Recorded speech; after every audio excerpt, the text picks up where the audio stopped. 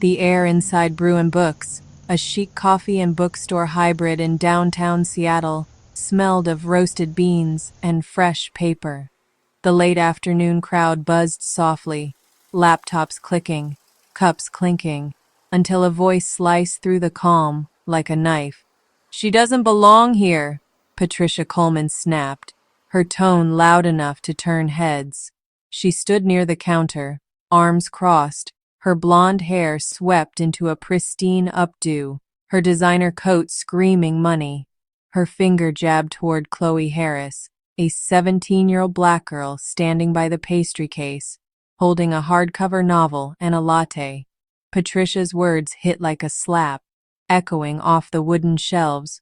Customers froze, their eyes darting between the two, some clutching books, others pausing mid-sip.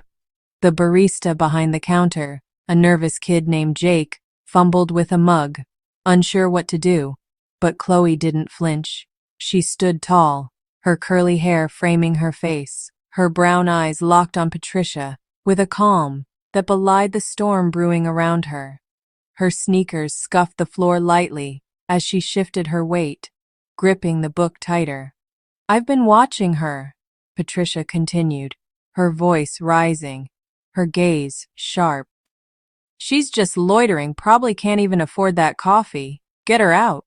The accusation hung heavy, drawing gasps from a few nearby tables. Jake glanced at his manager across the room, then back at Chloe, his hands shaking. Chloe tilted her head, her voice steady despite the sting. "I paid for this," she said, lifting the latte slightly. "I'm a customer, same as you," Patricia scoffed, her lips curling into a smirk. "Oh, please. You? A customer here? Don't make me laugh." She turned to Jake, her tone commanding. "Do your job. Handle this." The room grew quieter, the tension thick enough to choke on. A woman at a corner table pulled out her phone, recording discreetly, her eyebrows raised. Another customer whispered to his friend. She didn't do anything, but Patricia didn't care. She stood there, smug and certain, oblivious to the truth about to crash down on her like a tidal wave. Because Chloe wasn't just any teenager. Her mother, Lauren Harris, had founded Brew and Books from a single stall 10 years ago, turning it into a Pacific Northwest empire. Today, Lauren was across town at a meeting, leaving Chloe to enjoy a quiet afternoon in the place she'd grown up loving. That latte? That book? Chloe could have had them for free if she'd wanted. Patricia wiped her hands on her coat, her smirk widening. "Hurry up!" she barked at Jake. "I don't have all day." Chloe's lips twitched. A faint glimmer of something, anger, maybe, or amusement, flashing in her eyes. Patricia thought she'd won. She had no idea how wrong she was. The morning sun filtered through the gray clouds over Seattle, casting a soft glow on the wet streets as Chloe Harris stepped off the bus.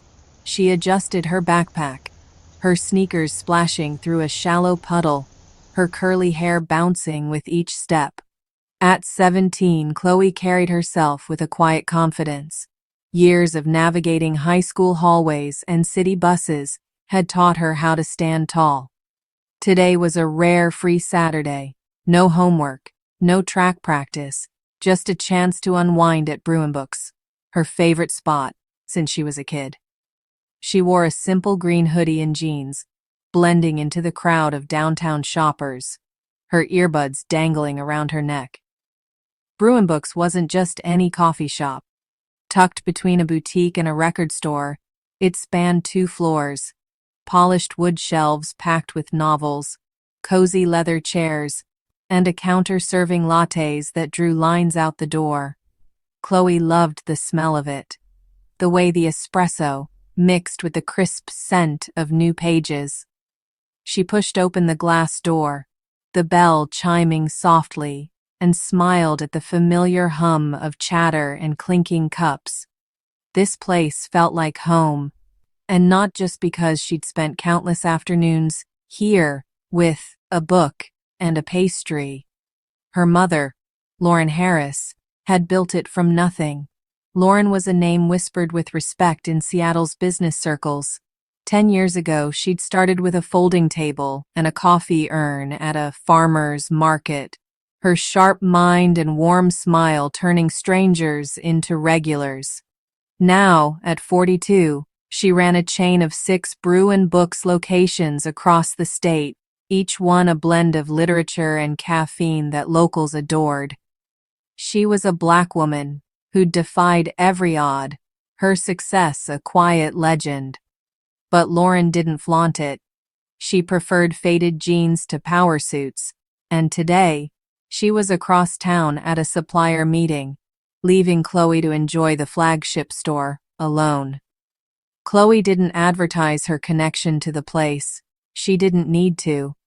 The staff knew her as Lauren's kid, but she liked being just another customer, paying for her drinks, browsing the shelves like everyone else. She'd earned enough from babysitting and track team fundraisers to cover her own tab, and today, she had cash in her pocket for a latte and a new mystery novel she'd been eyeing. Independence mattered to her. Her mom had drilled that in since she was small. "You make your own way," Lauren always said, even when the path's already paved. Inside, the shop buzzed with its usual weekend crowd. College kids with laptops, retirees flipping through newspapers, a mom juggling a toddler and a coffee cup. Chloe weaved through the tables, her eyes scanning the pastry case. Croissants, muffins, those cinnamon twists she couldn't resist. She pulled the novel from a nearby shelf, its black cover sleek under her fingers, and headed to the counter. Jake, the barista, grinned when he saw her. "Hey, Chloe," he said, his voice low so the line wouldn't hear. "Usual?" "Yeah," she said, sliding him a 5. "Latte, oat milk, and this." She set the book down, her smile easy. Jake rang her up, his hands quick on the register, and handed back her change. "Good choice," he said, nodding at the novel. "Just got that in." Chloe tucked the book under her arm, stepping aside to wait for her drink. She loved these moments, the quiet thrill of a new story, the warmth of a place her mom had dreamed into existence. The gala next week, a fundraiser for local libraries, was why she was here. Lauren was hosting it, and Chloe wanted something fresh to read beforehand, maybe even wear her new sneakers to the event. She didn't notice the woman watching her from across the room, didn't feel the sharp eyes tracking her every move.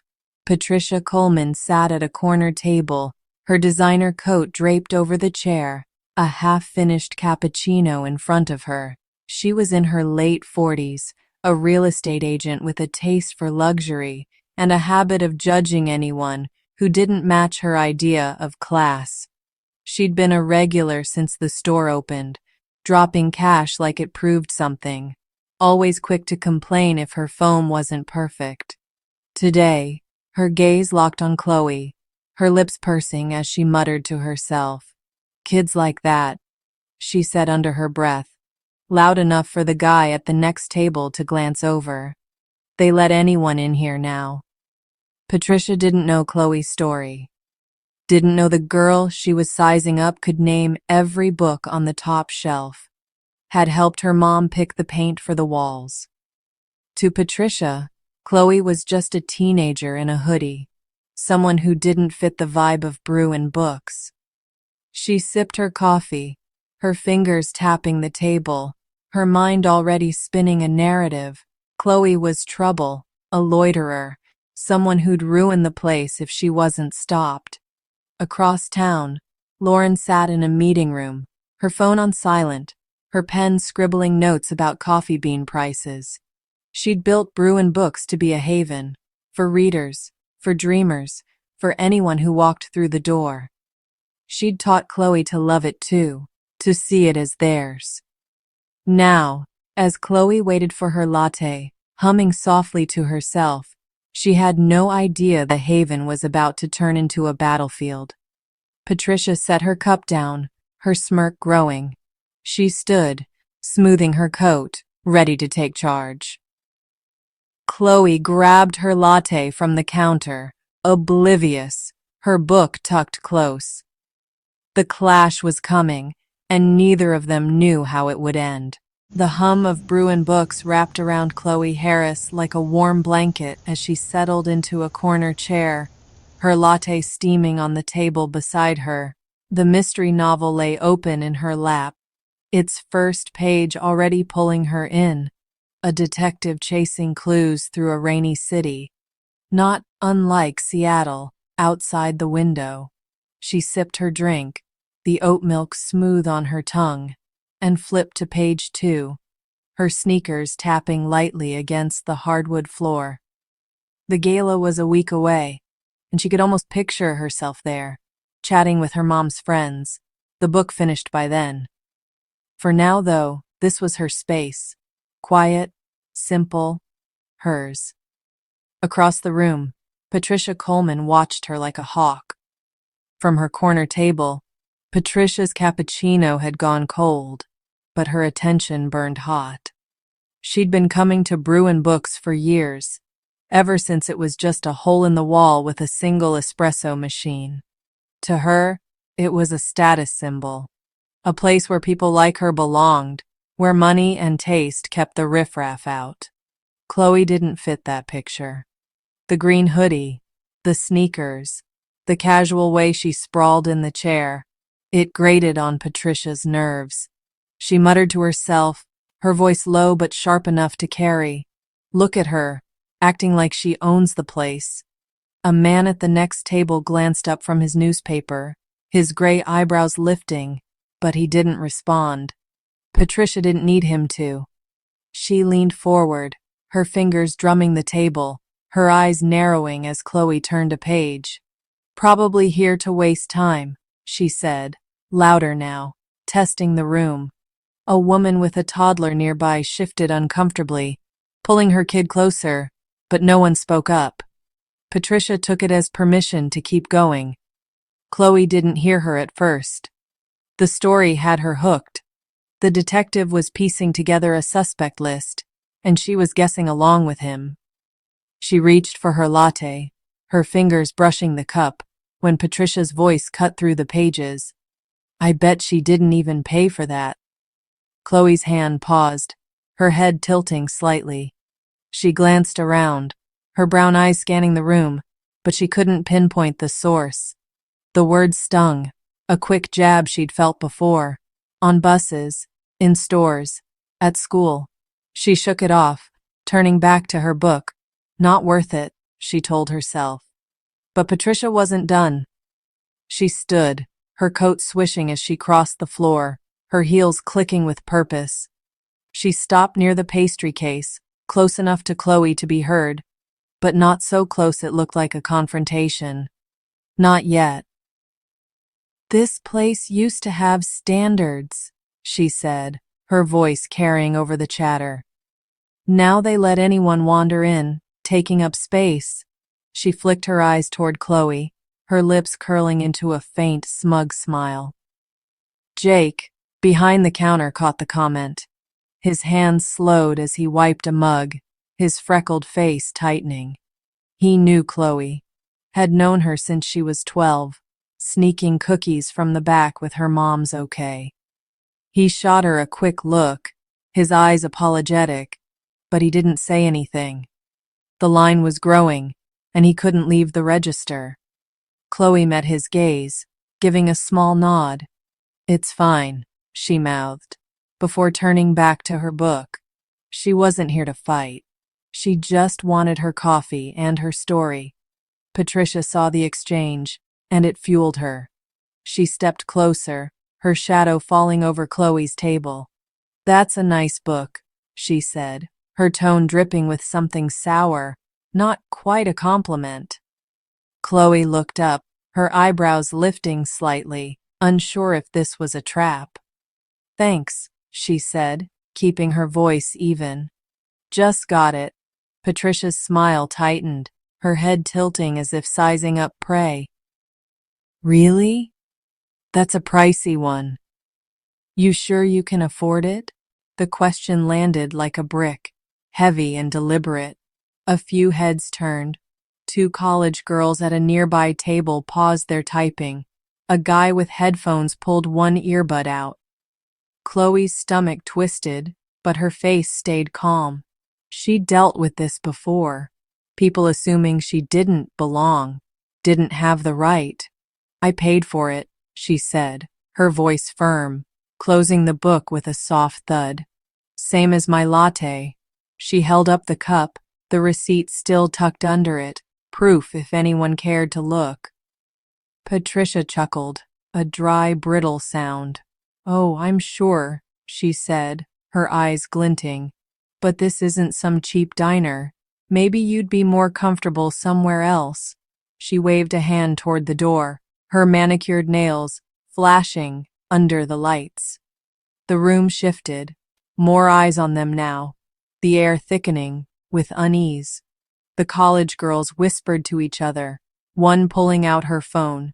The guy with headphones frowned, his music forgotten. Chloe set her latte down, her fingers steady despite the heat rising in her chest. I'm exactly where I want to be, she said, meeting Patricia's stare. This place is for everyone, not just you. Her words were quiet but sharp, cutting through the smugness like a blade. Patricia's smirk faltered, just for a second before snapping back into place. Everyone? She repeated, her voice rising. Not people who loiter, who don't respect what this place is. She turned to the room, playing to her audience. Am I right? We all work hard to be here. She's just taking up space. The man with the newspaper coughed, looking away.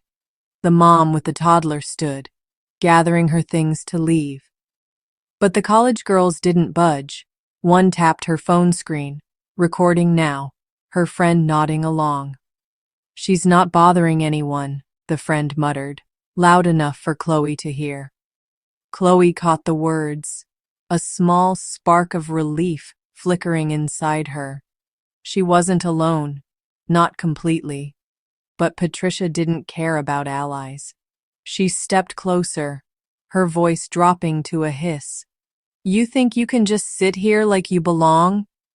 I've been coming here for years. I know who fits. And you think I don't? Chloe asked, her tone steady, her eyes locked on Patricia's. She leaned forward, her book still in her lap, her posture unshaken. What's your problem with me?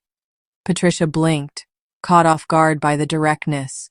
She recovered fast, her lips thinning. My problem, she said, is people like you thinking they can waltz in and ruin a good thing. You're out of place, and everyone knows it. The room tilted, the whispers growing louder. Jake wiped his hands on his apron, glancing at the manager's office in the back. He wanted to step in, but the line kept him pinned. Chloe took a slow breath, her fingers tightening around her cup. She'd faced this kind of venom before, teachers doubting her grades, clerks following her in stores. It wasn't new, but it never got easier. I'm not ruining anything, she said, her voice clear, carrying across the tables. I'm just reading. Maybe you're the one who doesn't get what this place is about. Patricia's face reddened, her hands clenching at her sides. Excuse me? She snapped, her volume spiking. You don't talk to me like that. I'll have you out of here faster than you can blink. She turned toward the counter, her coat swishing. Where's the manager? Someone needs to deal with this. Chloe's jaw tightened, but she didn't back down. She set her book on the table, her latte beside it, and crossed her arms. Patricia thought she was in control, thought she could bully her way to victory. She had no idea who she was messing with, or who was about to walk through that door. The air in Bruin Books thickened as Patricia Coleman's voice rang out, sharp and demanding. Where's the manager? She barked, her heels clicking as she stormed toward the counter. Her designer coat flared behind her, her blonde updo glinting under the lights. Chloe Harris sat still, her arms crossed, her latte cooling on the table beside her mystery novel. The room buzzed with tension, customers shifting in their seats, some whispering, others staring outright. Patricia's words had lit a fuse, and now the whole place waited for the explosion. Jake, the barista, froze mid-pour, coffee dripping onto the counter. His freckled face paled as he glanced toward the back office, then at Chloe. She's… I'll get her," he stammered, wiping his hands on his apron. He darted around the counter, disappearing through a door marked staff only, leaving the line of customers grumbling. Chloe watched him go, her jaw tight, her brown eyes steady. She wasn't surprised. People like Patricia didn't back down. They doubled down. Patricia turned back to Chloe, her smirk returning, her hands planted on her hips. "See?" she said, loud enough for everyone to hear. "Even the staff knows you're trouble. Should have left when I told you." Her voice carried a smug edge, like she'd already won. The college girls at the nearby table exchanged looks, one still recording, her phone angled discreetly. The guy with headphones shook his head, muttering under his breath, "This is ridiculous." Chloe uncrossed her arms, leaning forward slightly. "I'm not trouble," she said, her tone calm but firm. "I'm a customer. I paid for my stuff. You're the one making a scene." She tapped the receipt under her latte cup, her fingers steady despite the heat rising in her chest. Patricia's eyes narrowed, her smirk twisting into something harder. "A customer?" she repeated, her voice dripping with scorn. "Please, I've seen you poking around, taking up space. I bet you didn't even pay for that book." She pointed at the novel, her manicured nail gleaming, her accusation slicing through the room like a blade. The whispers grew louder, a ripple of shock spreading across the tables. The mom with the toddler, already halfway out the door, paused, her eyes wide. The man with the newspaper coughed, louder this time, his discomfort plain. Chloe's stomach dropped, a familiar ache settling in, the kind that came with being doubted, watched, judged. She'd felt it too many times, but it still burned. "I paid for it," she said again, her voice rising just enough to carry. She slid the receipt across the table, the black ink clear. "Latte, $4.50, book, $18.99. Check it if you want." Patricia didn't even glance at it. She stepped closer, her shadow looming over Chloe's chair. "Oh, I'm sure you've got a receipt," she said, her tone mocking. "Doesn't mean it's yours. People like you are good at faking things, slipping stuff into bags, acting innocent." The room tilted, the air sucking out like a vacuum. The college girl with the phone gasped, her friend whispering, "Did she just say that?" The guy with headphones yanked his earbuds out completely, his jaw dropping. Chloe's hands clenched into fists, her nails digging into her palms. She took a slow breath, forcing her voice to stay level. "People like me?" she asked, her eyes locking onto Patricia's. "What's that supposed to mean?" Patricia didn't flinch. She crossed her arms, her smirk widening. "You know exactly what I mean," she said, her voice low but venomous. "You don't belong here. You're not fooling anyone." She turned to the crowd, raising her voice again. "Am I the only one who sees it?" She's been loitering, probably waiting to sneak something out. We've all seen it before. A few customers shifted uncomfortably, avoiding her gaze. The mom with the toddler slipped out the door, her stroller rattling. But the college girls didn't budge. One kept filming, the other nodded, her voice quiet but firm. "She's just sitting there. You're the one freaking out." Patricia ignored them, her focus back on Chloe. "Prove it," she snapped. "Show me your bag. If you've got nothing to hide, let's see it." Chloe's heart pounded, a drumbeat against her ribs. She'd been here before, cornered, accused, forced to defend herself for existing. She glanced at her backpack, slung over the chair, its faded green fabric holding nothing but her wallet, keys, and a water bottle. She didn't owe this woman anything, but the eyes on her, the whispers, the stares, pressed down like weights. "I don't have to prove anything to you," she said, her voice steady, her chin lifting. "I'm not a thief." Patricia laughed, a harsh, grating sound. "Of course you'd say that," she said. "Typical. If you won't show it, I'll get someone who can." She spun toward the counter, where Jake was emerging with the manager in tow. The manager, Emily Carter, was a wiry woman in her 30s, her brown hair pulled into a messy bun, her Bruin Books apron wrinkled from a long shift. She'd only been at this location a few months, transferred from Tacoma, and she didn't know Chloe beyond a vague nod at the register. She stepped forward, her hands clasped nervously, her eyes darting between Patricia and Chloe. "What's the problem?" she asked, her voice tight. Patricia didn't hesitate. "This girl," she said, pointing at Chloe, "has been acting suspicious. I've watched her the whole time, poking around, not buying anything until I called her out. I'm pretty sure she's got something in that bag she didn't pay for." Emily's face twitched, her lips pressing into a thin line. "Is that true?" she asked, turning to Chloe, her tone cautious but edged with doubt. Chloe stood, her chair scraping the floor, her backpack still hanging on the back. "No," she said, her voice clear, cutting through the murmurs. "I paid for everything. She's been harassing me since I walked in." She held up the receipt again, her hand steady despite the tremor in her gut. "Check the register if you don't believe me." Emily hesitated, glancing at the receipt, then at Patricia. "Mrs. Coleman's a regular," she said, almost to herself, her fingers twisting the hem of her apron. "She wouldn't say this without reason." "Reason?" Chloe repeated, her voice rising, her calm cracking just enough to show the fire underneath. "Her reason's me sitting here, drinking my coffee. That's it." Patricia jumped in, her voice loud and sharp. "Don't play the victim," she said.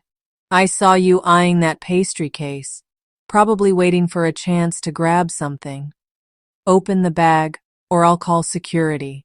Jake stepped forward, his hands up. "She paid," he said, his voice shaky but firm. "I rang her up myself. Latte, book, done." Patricia waved him off. "Stay out of this," she snapped. "You're just a kid. I want the manager to handle it." Emily swallowed, her eyes flicking to the growing crowd. Phones out, whispers turning to murmurs. "Look," she said, her voice low, directed at Chloe. "I don't want trouble. Maybe you should just go. We can sort this out later." Chloe's breath caught, a sharp sting hitting her chest. "Go?" she said, her voice slow, disbelieving. "You're kicking me out because she's loud? I didn't do anything wrong." "It's not about that," Emily said, her tone pleading. "It's just easier this way. Please." Patricia smirked, folding her arms. "Smart move," she said. "She's clearly the problem here."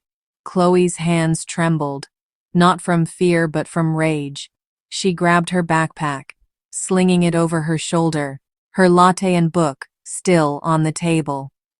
"You're wrong," she said, her voice steady again, aimed at Patricia. "You don't know me. You don't know anything." She turned to Emily, her eyes blazing. "And you're letting her win because it's easier? That's pathetic." The room erupted. Gasps, murmurs, a few claps from the college girls. Patricia's smirk faltered, her face reddening. "How dare you?" she hissed, stepping closer. "You're proving my point. Disrespectful, entitled." "Get her out now." Emily flinched, her hands wringing. "Please, just leave," she said, her voice barely audible over the noise. Chloe took a step back, her bag thumping against her side. She could have walked out, could have let it end there, but she didn't. She pulled out her phone, her fingers steady as she dialed. "Mom," she said, her voice loud enough for the room to hear. "I need you at Bruin Books. Now." Patricia laughed, a short, bitter sound. "Calling for backup?" she said. "Good luck with that." Chloe slipped the phone into her pocket, her eyes locked on Patricia's. "You'll see," she said, her voice low, a promise wrapped in steel. The crowd leaned in, phones up, waiting. Patricia thought she'd won. She was about to lose everything. The tension in Bruin Books hung like a storm cloud, heavy and electric, as Chloe Harris slipped her phone back into her pocket. Her words, "Mom, I need you," echoed in the silence that followed. A quiet bomb dropped into the chaos.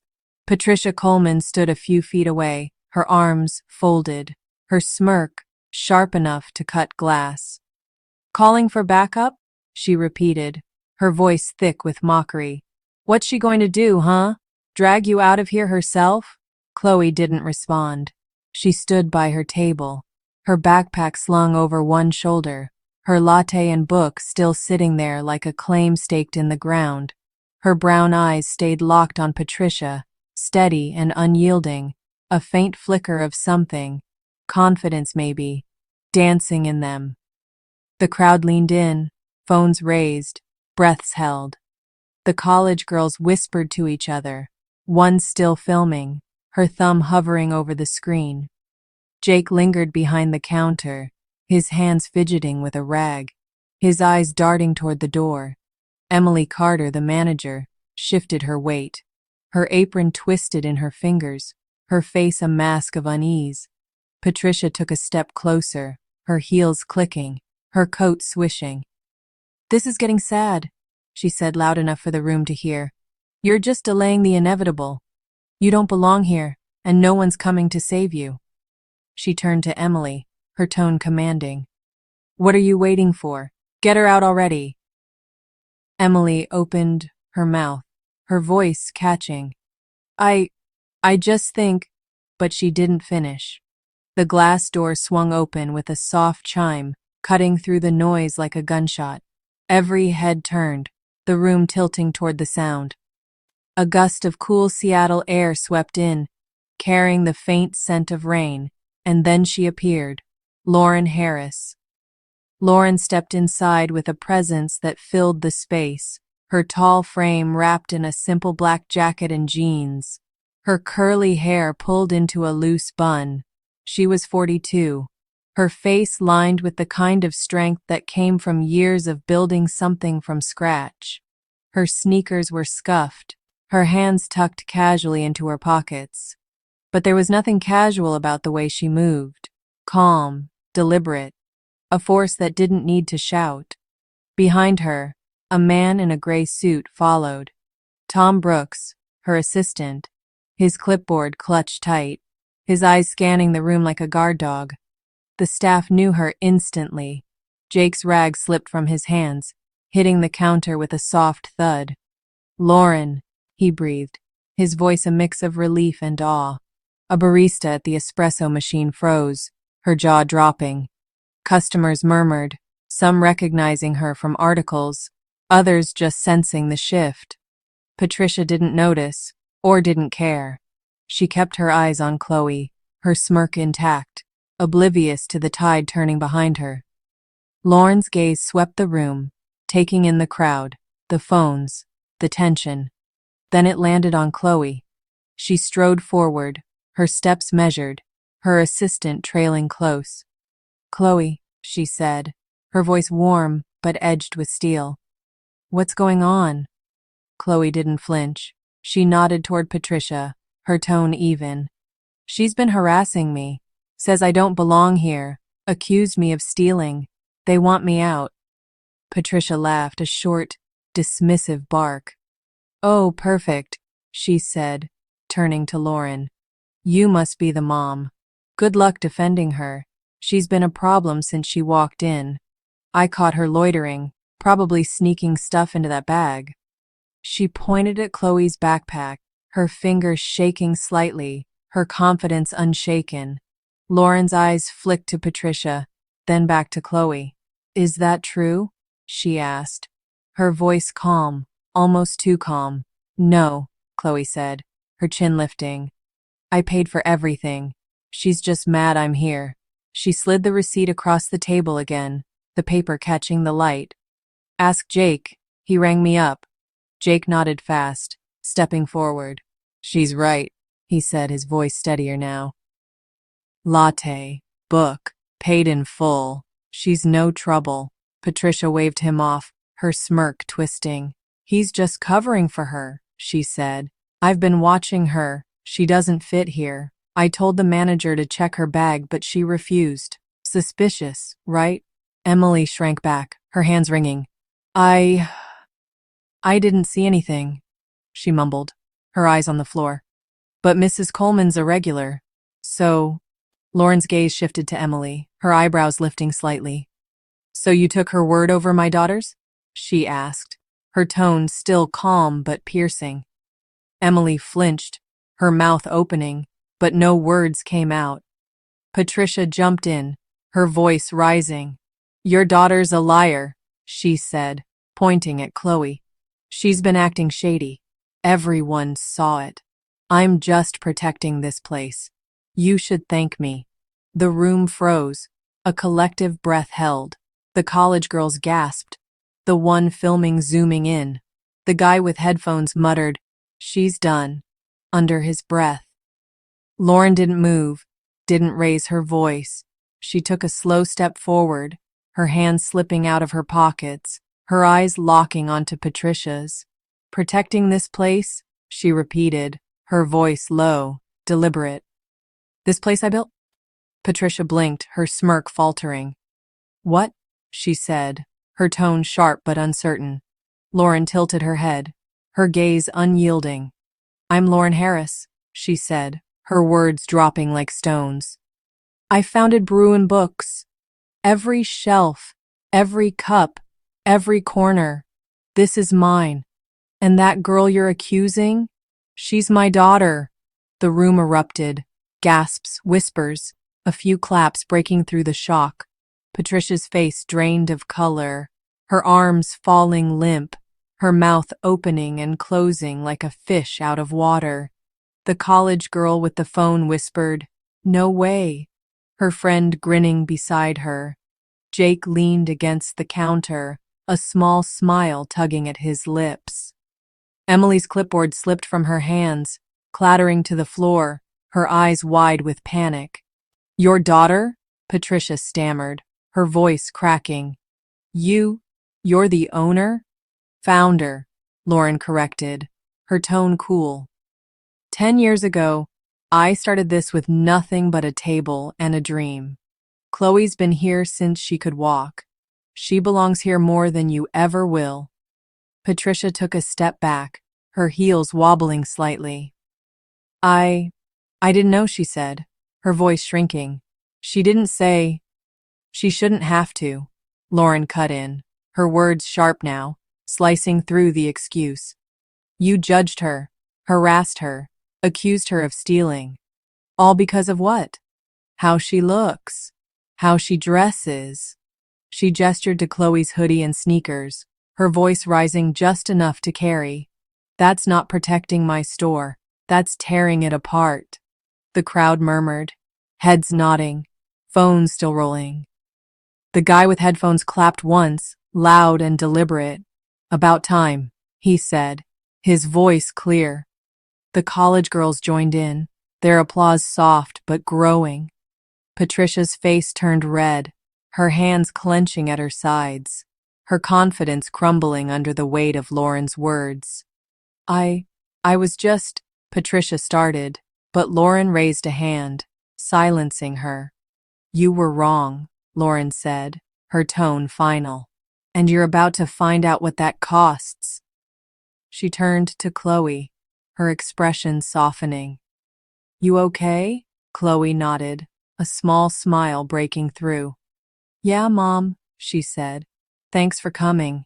Lauren squeezed her shoulder, then faced Patricia again, her eyes hard. You've got a lot to say when you think you're in charge, she said. Let's see how you handle it when you're not. Patricia staggered back, her coat catching on a chair, her mouth working soundlessly. The room watched, phones up, waiting for the fallout. She'd thought Chloe was nothing, thought she could bully her out. Now, with Lauren standing there, the truth laid bare. She was the one out of place, and everyone knew it. The silence in Bruin Books shattered as murmurs rippled through the crowd. Phones still raised, capturing every second of the standoff. Lauren Harris stood tall beside her daughter Chloe, her black jacket framing her like armor, her eyes fixed on Patricia Coleman. Patricia stumbled back, her designer coat snagging on a chair, her face a mix of red and white, rage and shock warring for control. Her hands trembled, her once sharp smirk gone, replaced by a flicker of panic. She'd pushed too far, and now the ground beneath her was crumbling. Lauren's voice cut through the noise, calm but unyielding. You've said enough, she said, stepping forward. You accused my daughter of stealing, harassed her in my store, and disrespected everything I've built. You don't get to walk away like nothing happened. Patricia opened her mouth, her voice weak. I didn't mean. You did, Lauren interrupted, her tone cold. You meant every word. You judged her without a shred of proof, all because she didn't fit your idea of class. She gestured to Chloe's hoodie and sneakers, her voice rising slightly. This place is for everyone, readers, dreamers, anyone who walks through that door. Not just people like you. Chloe stood beside her, her backpack still over her shoulder, her latte and book untouched on the table. She didn't say a word, didn't need to. Her mother's presence was enough. A shield and a sword, all at once. The college girls clapped again, louder now, their phones steady. The guy with headphones nodded, his arms crossed, a grin tugging at his lips. Even Jake, behind the counter, straightened up, his rag forgotten, his eyes bright with relief. Patricia's hands clenched, her nails digging into her palms. This is ridiculous, she said, her voice shaking but defiant. I'm a regular. I spend hundreds here. You can't treat me like this. Lauren tilted her head, her gaze piercing. A regular? She repeated. You think money buys you the right to bully my customers? My daughter? She took another step, closing the gap. You're not a regular anymore. You're done. Patricia blinked, her breath hitching. Done? She said, her voice rising to a squeak. What does that mean? It means you're banned, Lauren said, her words dropping like a gavel. From this store and every Bruin Books I own. You don't set foot in here again. She turned to Tom Brooks, her assistant, who stood near the door with his clipboard. Make it official. Her name's off the list. Tom nodded, his pen scratching across the paper, his face blank but efficient. Got it, he said, his voice clipped. Patricia Coleman, blacklisted. The room buzzed, gasps mixing with applause. Patricia staggered, her coat slipping off the chair, hitting the floor with a soft thud. You can't do that, she said, her voice cracking. I'll sue. I'll tell everyone what a joke this place is. Go ahead, Lauren said unfazed. Tell them how you harassed a teenager, accused her of theft, and got caught on camera. She nodded toward the college girls, their phones still rolling. It's all there. Try explaining that. Patricia's eyes darted to the crowd, her face paling as she saw the phones, the stares, the nods of agreement. The college girl filming grinned, giving a thumbs up to Chloe. We've got your back, she said, her voice clear. The guy with headphones chuckled. Good luck with that lawsuit.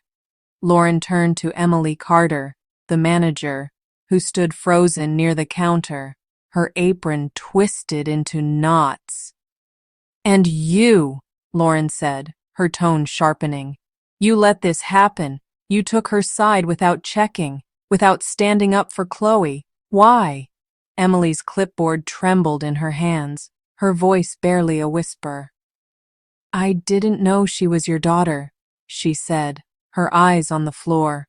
Mrs. Coleman's been here forever. I thought. You thought wrong, Lauren cut in. It doesn't matter who Chloe is. She's a customer, same as anyone else. Your job is to protect them, not bend to whoever yells loudest. She paused, her gaze softening but firm. This reflects on me, on my name. You're on notice. Step up, or you're out. Emily nodded fast, her head bobbing like a puppet. I'm sorry, she said, her voice cracking. It won't happen again. It better not, Lauren said, then turned back to Patricia. You've got 10 seconds to leave before Tom escorts you out.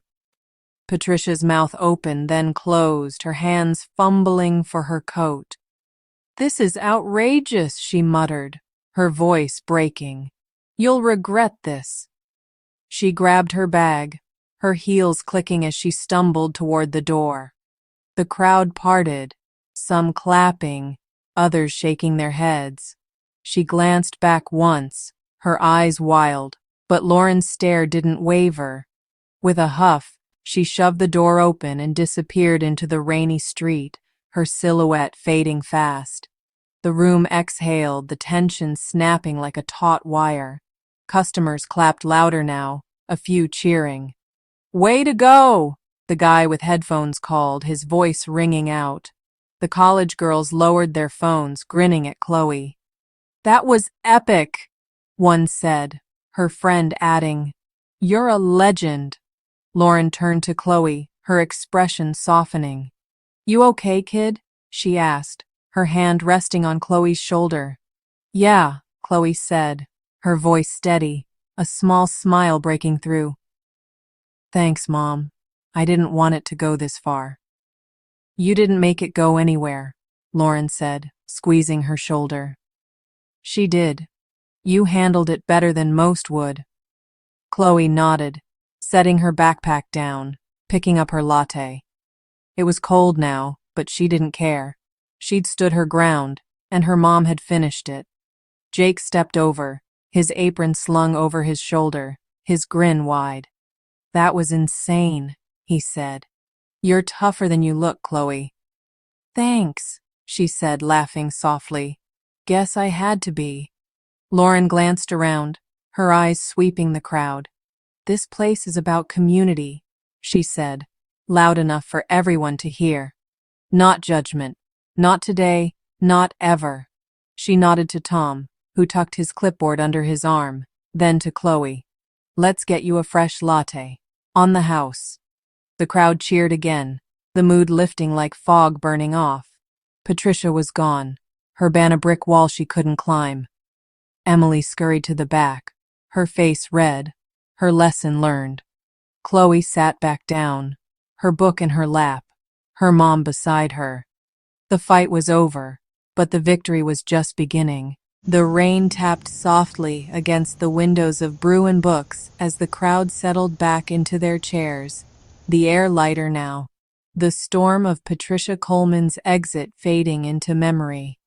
Chloe Harris sat at her table, her cold latte replaced with a fresh one, steam curling up in lazy spirals. Her mystery novel lay open, but her eyes were on her mom, Lauren Harris, who stood near the counter, talking quietly with Jake and Emily. The phones had gone down, the applause had faded, but the energy lingered, a quiet hum of victory and possibility. By evening, the videos hit the internet, clips of Patricia's rant, Chloe's calm defiance, Lauren's commanding reveal. They racked up thousands of views in hours, hashtags like Brew and Books, Justice, and Stand with Chloe trending across Seattle. Customers flooded the store's social media with stories, times they'd felt judged, moments they'd been ignored, each post a brick in a wall of change. Lauren watched it unfold from her office upstairs, her laptop glowing, her fingers tapping a response. This is our space, yours and mine. Let's make it right. The next morning, Chloe stood beside her mom at a staff meeting, her green hoodie swapped for a Brew and Books apron. Lauren addressed the team, baristas, stockers, Emily, her voice steady. What happened yesterday wasn't just about Chloe, she said. It's about everyone who's ever walked in here and felt less than. That stops now. She rolled out new rules. Staff trained to spot bias. A sign-in app for complaints linked straight to her desk. Cameras at every counter auto-saving footage for disputes. No one gets turned away for who they are, she finished, her eyes sweeping the room. Not on my watch. Emily nodded, her clipboard steady now, her lesson etched deep. Jake grinned, already brainstorming ways to flag trouble before it started. Chloe spoke up, her voice clear. Let's add a board, she said. Customers can pin notes, good stuff, bad stuff, whatever. Make it ours. Lauren smiled, nodding. By week's end, the board was up, covered in scribbled thanks and ideas. A patchwork of voices Brew and Books hadn't heard before. Patricia mailed a stiff apology a month later, her words curt. I misjudged. Sorry. Chloe didn't reply. She didn't need to. Her focus was on the gala, where she wore those sneakers and read her book to a crowd that cheered her name. Lauren watched, proud, her empire stronger for it. Chloe lingered at the counter one quiet afternoon, the Seattle skyline gray beyond the glass. She'd turned a fight into a foundation, not for revenge, but for fairness. Brew and Books wasn't just a store anymore, it was a promise. No one's out of place here, she whispered to herself, her latte warm in her hands. And she meant it.